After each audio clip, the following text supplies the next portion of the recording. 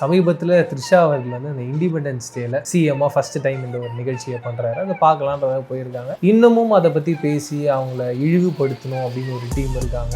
இவரோடு பழகக்கூடாது, இவரை நேசிக்கக்கூடாது, இவர்கிட்ட அன்பு செலுத்தக்கூடாதுன்னா நம்ம சொல்கிறதுக்கு யாருக்குமே அருகதையும் கிடையாது, அதிகாரமும் கிடையாது.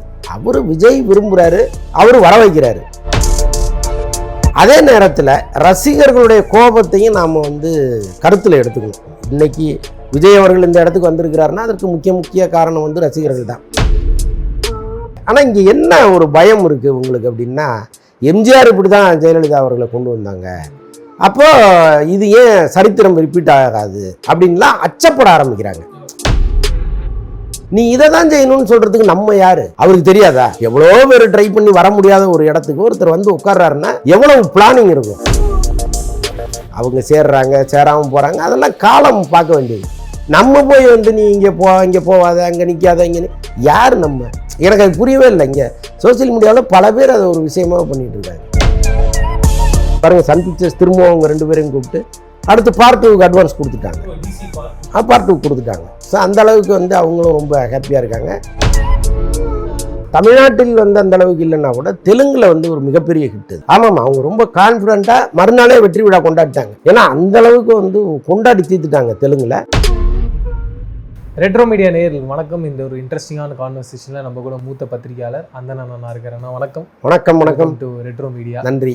சமீபத்தில் த்ரிஷா அவர்கள் இந்த இண்டிபெண்டன்ஸ் டேல எப்படி கொடி ஏற்றுறாங்க, நம்ம நண்பர் சிஎம்மா ஃபர்ஸ்ட் டைம் இந்த ஒரு நிகழ்ச்சியை பண்ணுறாரு, அதை பார்க்கலான்றதாக போயிருக்காங்க. பல்வேறு விஷயங்கள் அப்போவே பேசினாங்க. என்னென்னா அது நடந்தே எனக்கு தெரிஞ்சு ஒரு நாள் கடந்துட்டோம், ஒரு 1.5 நாள் கடந்துட்டோம். இன்னமும் அதை பற்றி பேசி அவங்கள இழிவுபடுத்தணும் அப்படின்னு ஒரு டீம் இருக்காங்க. அதை பார்க்கும்போதே ரொம்ப எனக்கு இந்த அளவுக்கு இதை பற்றி பேசணுமா அப்படின்ற ஒரு கேள்வி இருக்குது. நீங்கள் அதை எப்படி நான் பார்க்குறீங்க? இல்லை, அது நியாயமான வருத்தம் தான். ஆக்சுவலாக சுதந்திர தின விழாவுக்கு எவ்வளோ பேர் வராங்க, ஆயிரக்கணக்கானவர்கள் அங்கே வர்றாங்க. அங்கே அவர் மனதிற்கு நெருக்கமானவர்களை அவர் வர வைக்கிறார். இது இவரோடு பழகக்கூடாது, இவரை நேசிக்கக்கூடாது, இவர்கிட்ட அன்பு செலுத்தக்கூடாதுன்னா நம்ம சொல்கிறதுக்கு யாருக்குமே அருகதையும் கிடையாது, அதிகாரமும் கிடையாது. அவர் விஜய் விரும்புகிறாரு, அவர் வர வைக்கிறாரு. இதை அடுத்த கட்டத்துக்கு அவர் நகர்த்தும் போது நீங்கள் கேள்வி கேட்கலாம்.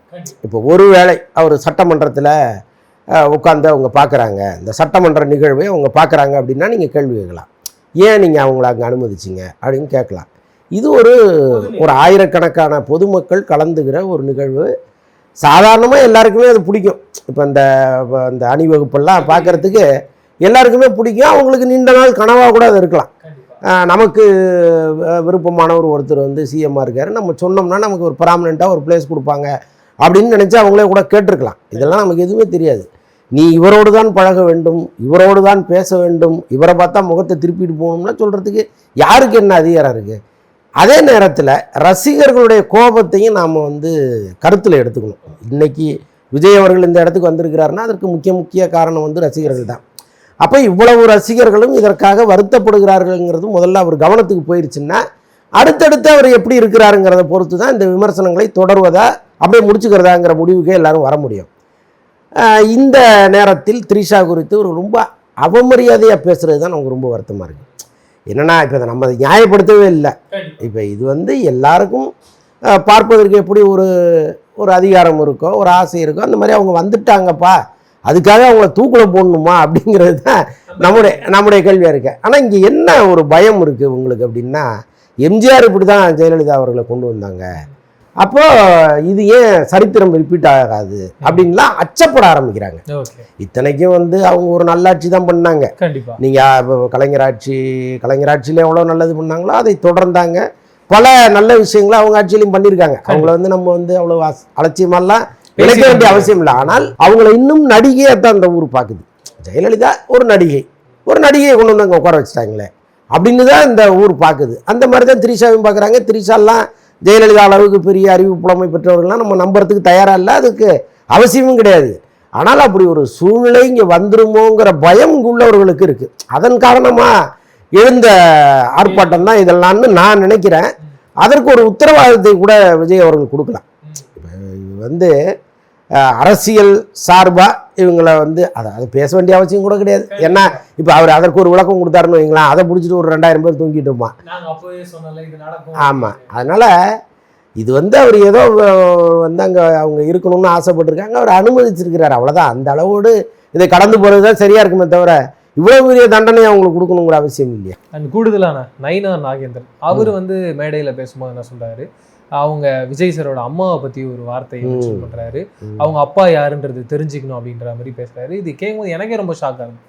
எப்படி வந்து ஒரு பாஜகவோட தலைவராக இருக்காரு, இப்படி ஒரு வார்த்தை எப்படி மென்ஷன் பண்ணலாம் விஜய் சார்ன்றதுல, அது யாரையுமே அப்படி ஒரு கேள்வி வைக்க. நியாயமாக பாஜக தலைமை வந்து இதை கண்டிச்சிருக்கணும். ஏன்னா ஒரு தனிப்பட்ட நயினார் நாகேந்திரனுடைய பிரச்சனை கிடையாது. கண்டிப்பா இந்த பிஜேபிக்கு எதிரான மக்கள் திரளுவாங்க. நீ இவ்வளவு மோசமா ஒருத்தர் தமிழ்நாட்டில் தலைவராக நான் இங்க உனக்கு ஓட்டு போடணுமா, ஏற்கனவே பிஜேபினாலே இங்க எட்டிக்காயா இருக்கு. அப்போ நீங்க வந்து இப்படி ஒரு தலைவரை வச்சிருந்தீங்கன்னா அது பிஜேபிக்கு எதிரான வாக்குகளை தான் அதிகப்படுத்தும். அப்போ முதல்ல பிஜேபி தலைமை இவரை கூப்பிட்டு பொதுவெளியில் பகிரங்கமாக நீ ஒரு மன்னிப்பு கேளுன்னு சொல்லணும். ரெண்டாவது, இப்போ இவங்க வசதியாக ஒரு விஷயத்தை மறந்துடுறாங்க. உங்கள் அப்பாவை காணும்னு ஒரு சட்டசபையில் சொன்னது இது எதிர்வினை தான். முதல்ல அதை ஆரம்பித்து வச்சது யாருன்னா உதயநிதி ஸ்டாலின் அவர்கள். அவர் என்ன பண்ணார், இது செங்கல்பட்டு கோர்ட்டில் ஒருத்தர் அவங்க அப்பாவை தேடுறாருன்னு சொன்னார்.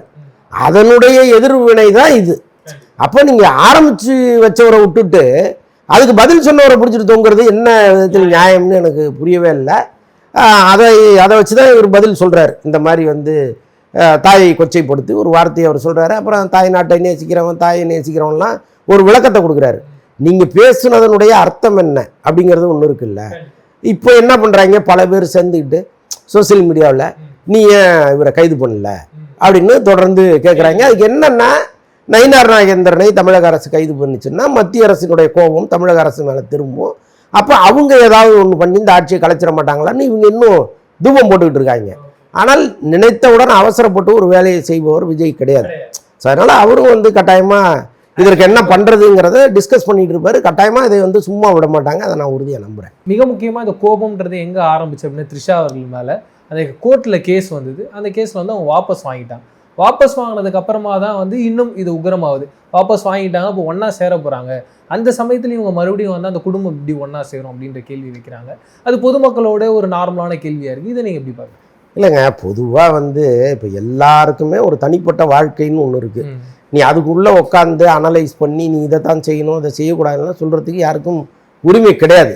இப்போ நான் ரொம்ப அப்பழுக்கற்றவன், நான் வந்து எல்லாரையும் கண்டிப்பதற்கு எனக்கு உரிமை இருக்குது, நான் ரொம்ப ஒழுக்கமானவன்னு நீங்கள் யாரையுமே சொல்ல முடியாது. எல்லாரும் ஒவ்வொருத்தர் பின்னாடியும் ஒரு ஒரு கரை இருக்குது. அப்போ இவங்க எல்லாமே வந்து நீ இதை பண்ணியிருக்கணும் விஜயை நோக்கி விரல் நீட்டுவது எந்த விதத்தில் சரின்னு எனக்கு புரியவே இல்லை. ஆனால் எல்லாருமே சேர்ந்து ஒரு அட்வைஸ் மழையாக பொழிகிறாங்க. நீ உன் குடும்பத்தோட சேர்ந்துரு, நீ அது பண்ண அவரை கேட்டால் தானே தெரியும். இப்போ பிரசாந்த் வந்து அவருடைய மனைவியை பிரியும் போது பல பேர் பிரசாந்த் மேலே தான் பயங்கரமாக குறை சொன்னாங்க. அவங்க அப்பாவெல்லாம் பயங்கரமாக திட்டிகிட்டு இருந்தாங்க.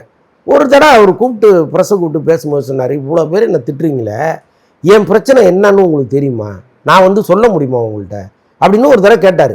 உள்ளபடியாக அவர் மனசில் போய் பார்த்தா தான் தெரியும் அவர் எவ்வளோ ரணகலமாக இருப்பாருங்கிறது.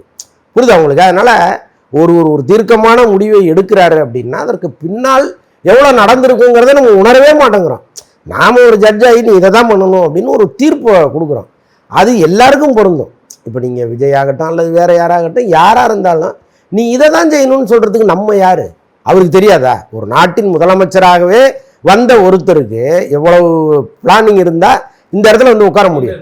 எவ்வளோ பேர் ட்ரை பண்ணி வர முடியாத ஒரு இடத்துக்கு ஒருத்தர் வந்து உட்கார்றாருன்னா எவ்வளவு பிளானிங் இருக்கும்.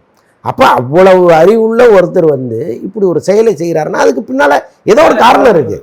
அவங்க சேர்றாங்க சேராமல் போகிறாங்க, அதெல்லாம் காலம் பார்க்க வேண்டியது. நம்ம போய் வந்து நீ இங்கே போவாத அங்கே நிற்காத இங்கே யார் நம்ம, எனக்கு அது புரியவே இல்லை. இங்கே சோசியல் மீடியாவில் பல பேர் அதை ஒரு விஷயமாக பண்ணிகிட்டு இருக்காங்க. கண்டிப்பாக. அண்டு அருண் மாதேஸ்வரன் இந்த டிசின்ற ஒரு பிளாக் பஸ்டர் படத்தை கொடுத்துருக்காரு.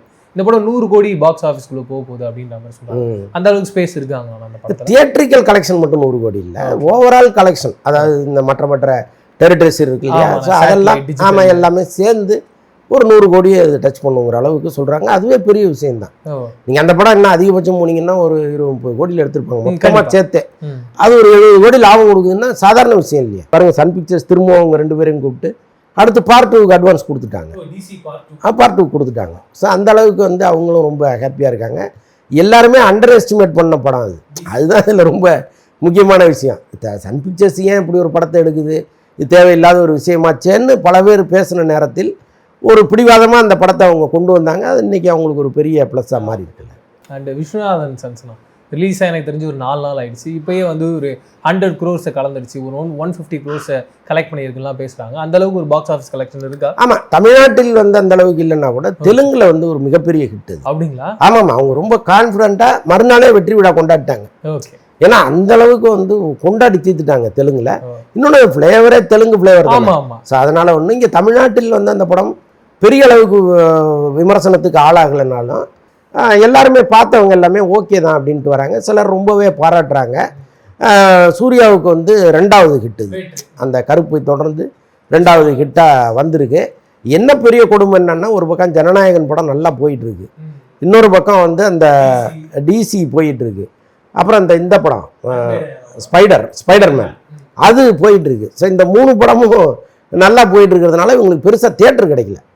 அது ஒரு பெரிய கலெக்ஷன் குறைவு தான். ஓகே, அதுதான் இந்த கலெக்ஷனை டிஸ்டர்ப் பண்ணியிருக்காங்க பார்க்க முடியுது. அண்ட் இப்போ ஜனநாயகம்னா இப்போ வரைக்கும் ரன்னிங்ல இருக்குன்றத சொல்றாங்க. பட் நீங்க யோசிச்சு பாருங்க, ஏற்கனவே ஓடிடியில் அதாவது ஆன்லைன்ல வந்த ஒரு படம் இவ்வளோ பெரிய ஒரு ரன் இருக்குன்றதை நீங்க எதிர்பார்த்தீங்களா? அதுதாங்க விஜய்ங்கிற ஒரு தனி மனிதனுக்கான மரியாதை.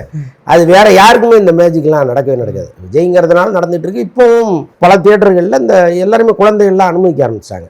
அது சட்டத்திற்கு புறம்பானதுதான்னா கூட ஒரு பக்கம் விட்டாங்க வாங்க அப்படின்னு. இன்னொன்று, அந்த படத்தினுடைய தயாரிப்பாளர் டாக்ஸிக் படத்தினுடைய தயாரிப்பாளர், அந்த படம் ரிலீஸ் ஆகிற வரைக்கும் இந்த படத்தை தியேட்டரில் போடுங்கன்ட்டார் அவர். டாக்ஸிக் வந்து தான் இந்த தியேட்டரில் இது மாறும். அது வரைக்கும் இந்த படம் ஓடிக்கிட்டு இருக்கும். அப்போ அது ஒரு பெரிய கலெக்ஷனை போய் தொடும்.